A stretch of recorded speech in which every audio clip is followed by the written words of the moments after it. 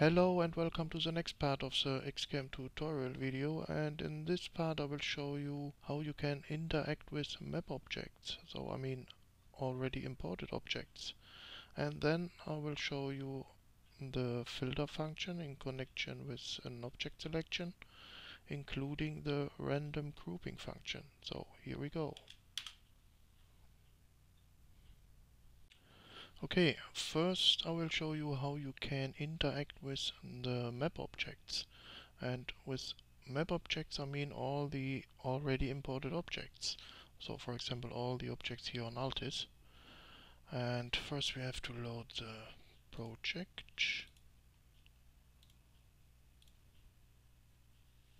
And the first possibility is to use a map object in connection with a replace function. And that's easy. You need an object selection. So for example I will select all these stones here and then set the focus to any map object and press the key R. So that's really easy.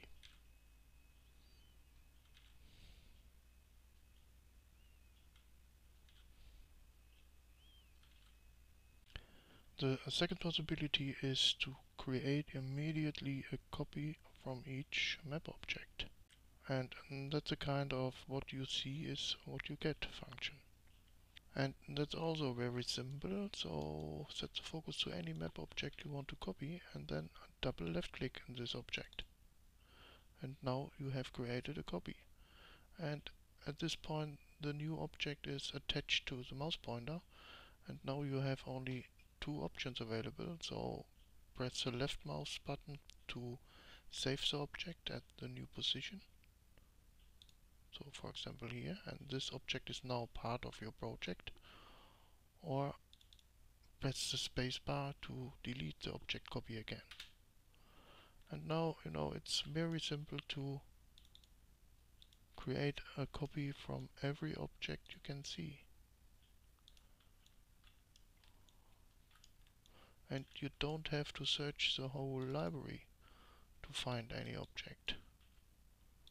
So what you see is what you get.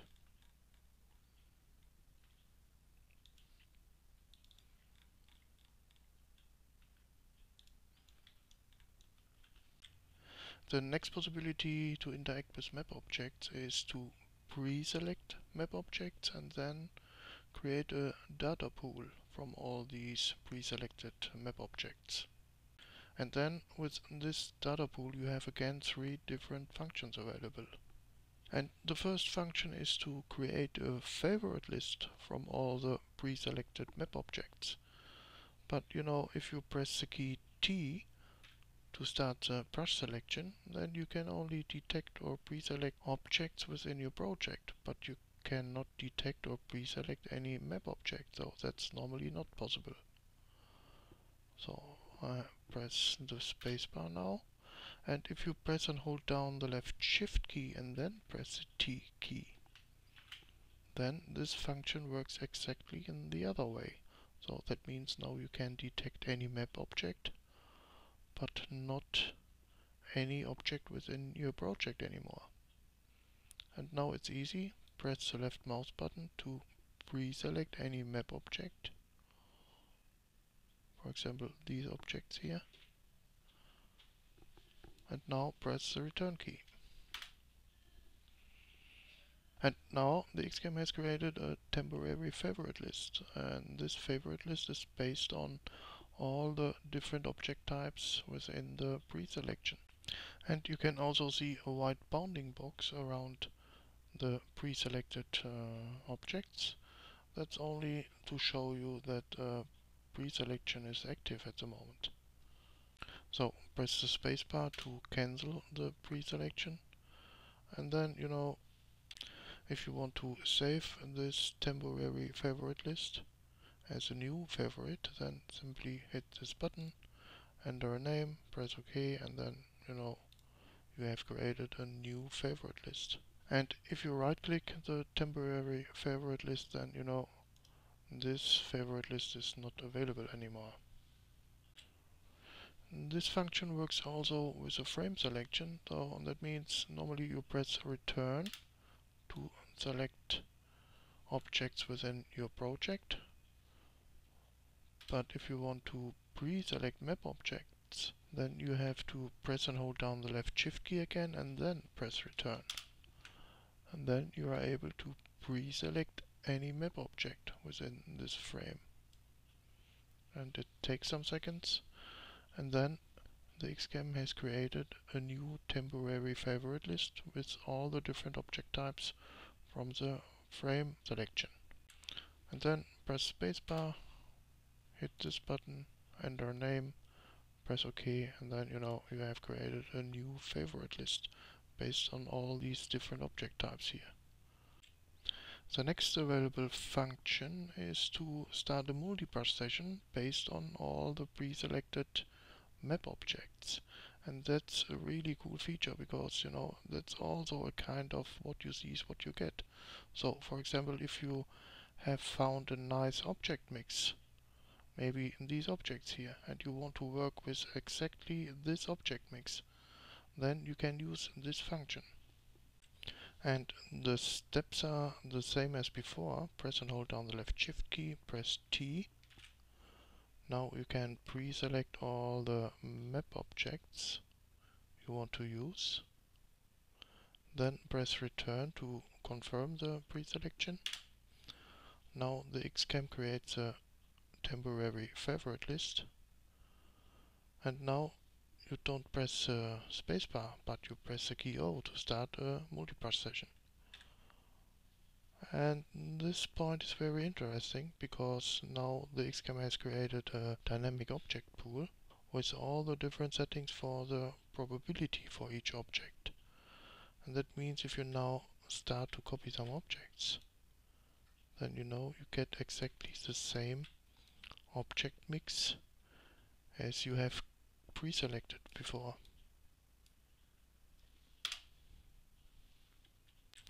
And this function works also with a frame selection, of course. So press and hold down the left shift key, press return, pre-select all the map objects you want to use for the multi-brush.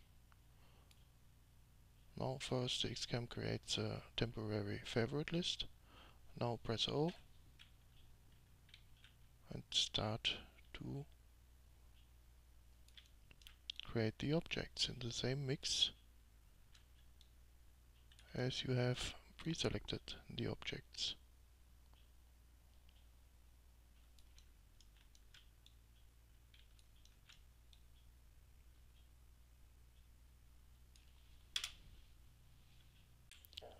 The last function is to copy all the pre-selected map objects. So press and hold down the left shift key, press G, then pre-select all the objects you want to copy, and then press the return key to confirm the pre-selection, and then simply press the key C to copy all these map objects. It takes some seconds, and then you have created a copy of all these map objects. If you want to copy a large count of map objects, then I think it's better to use a frame selection. So press and hold down the left shift key and then press return. Draw the frame to pre-select all the map objects within this area. Then we have to wait some seconds because there are many different object types to detect, and the XCAM has also to create a temporary favorite list. Okay, the XCAM has detected around about 900 objects, and now simply press the key C to copy all these map objects. And at this point it's a good idea to zoom out because the function then works a little bit faster. So now we have to wait.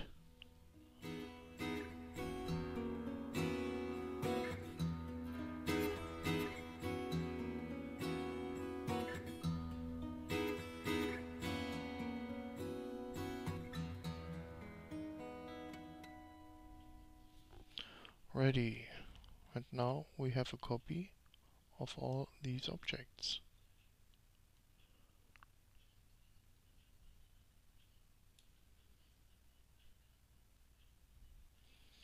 And I think we move to another position now.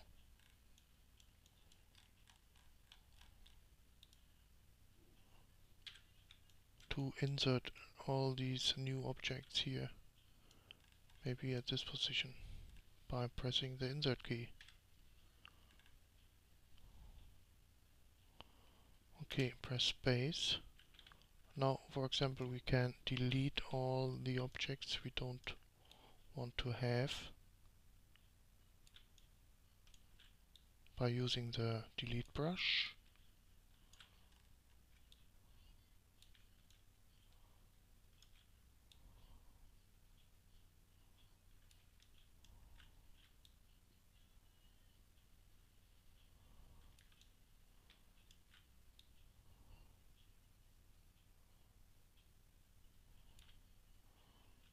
Okay, press return to confirm.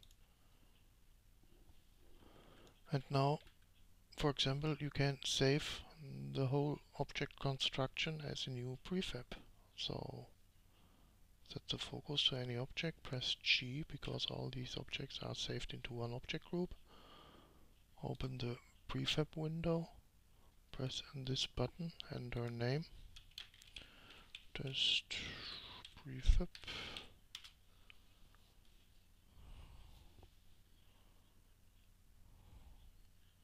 And now we have saved all these objects into one new prefab.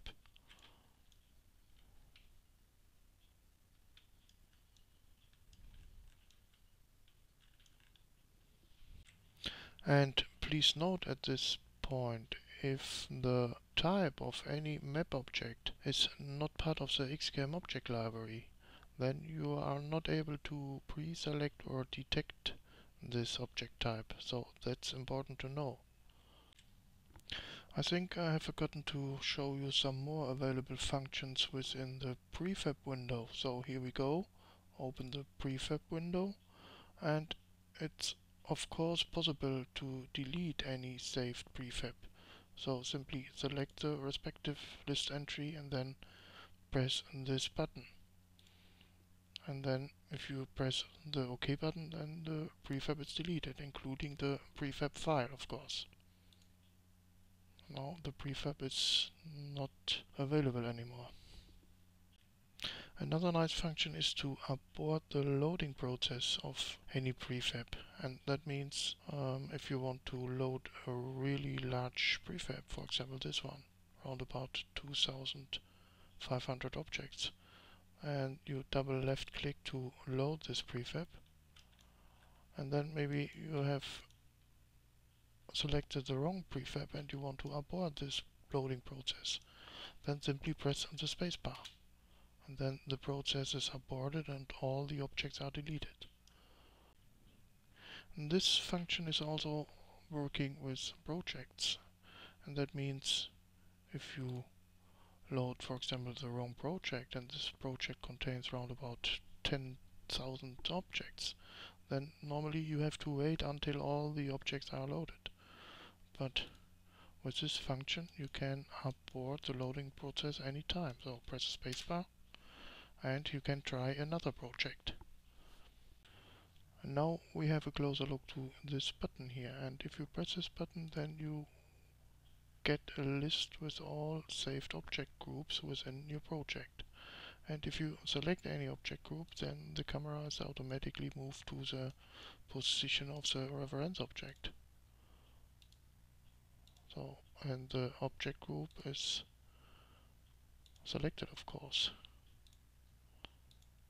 And if you press the right mouse button, then you switch back to the prefab overview list. The last available function here is the filter function, and this function needs always an object selection. And that means if you now press this button, then you get an error message that no object selection is active. So first we have to create an object selection, maybe all these objects from that prefab here. And then we can press this button to get an overview of all available functions and filter types. And the filters you can use are object type, orientation, position, height, also height ASL, and the bounding box on Z-axis. So, for example, if you want to save for each object type within the selection a new object group, then use this filter object type. Then simply double left click the filter type you want to use. Now you get an overview of all the different object types within the selection. And if you want, you can select any filter group here to see how the filter has splitted the whole object selection. And it works fine, so you can see each filter group contains only one object type. And if you select the first list entry here, the empty one, then you have all the objects selected again.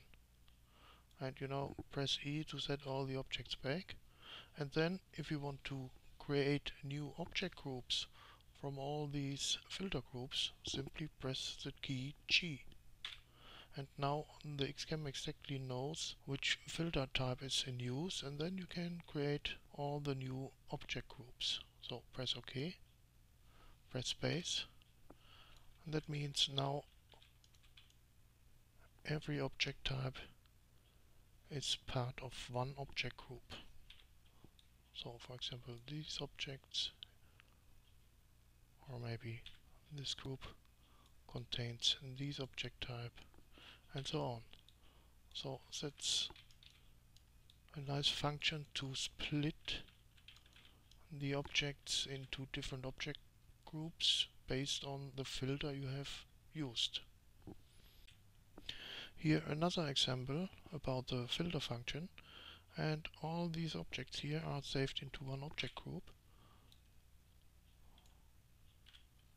And now we can try to use the filter orientation. Double left click, and then we get 4 different filter groups, because within the selection there are 4 different orientations available. This orientation and this, and also these orientations. And if you want to use this filter to create new object groups, then simply press the key G, and then you have 4 different new object groups available.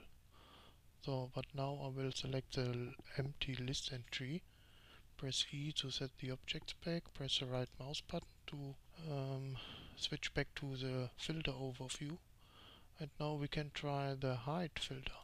Double left click, and here again we get 4 different filter groups, because we have 4 different object heights available within the selection. So this object height, and this, and this, and of course this. And we can try the position filter.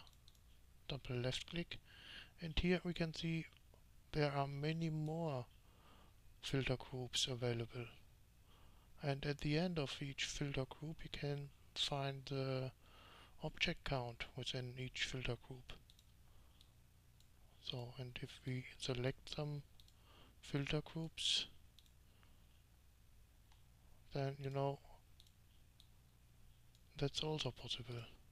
And if you want to use this filter to create different object groups, press G, press OK, press space, and now you have all the new object groups available based on the last used filter. In connection with the filter function, it's also possible to use different filter resolutions. And the default resolution is 1, that means 1 meter, 1 degree. And that's sometimes a little bit too high. So, for example, if you want to split this object group in all the different available object heights, then that's not possible with a default resolution. But we can try it. press G, press the filter button, double left click the hide filter, and then you can see we get only 5 different filter groups.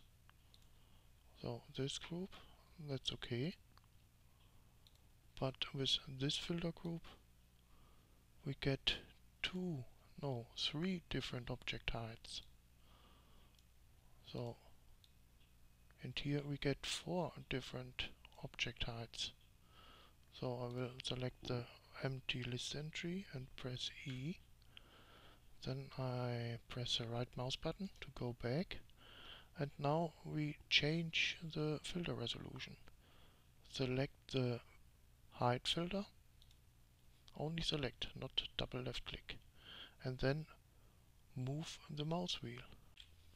And if you have a closer look to the upper screen, then you can see if you move the mouse, you can switch between 4 different filter resolutions. And I think we try this resolution. Double left click, and now you can see we have much more filter groups. And as you can see, each filter group contains exactly 24 objects, and I think that's okay now.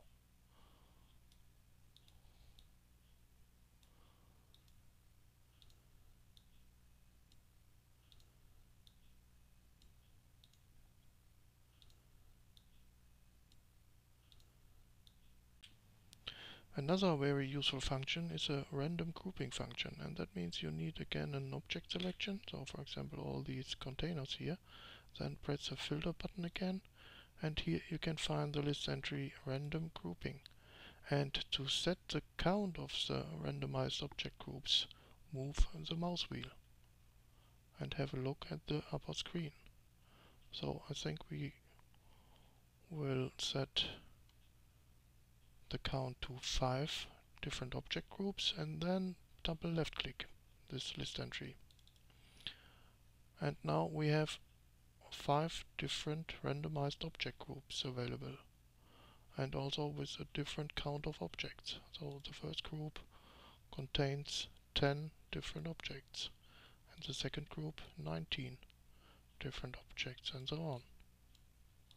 And in this way it's very easy, for example, to change or to replace the objects for each randomized object group. So I will select the first group, then I will open the industry favorite, and here I can find some other containers.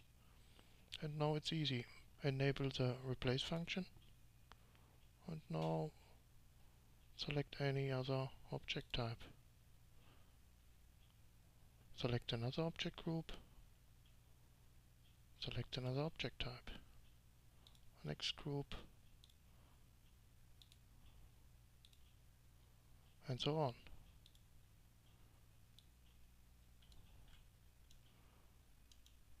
So that's also easy and possible with this function.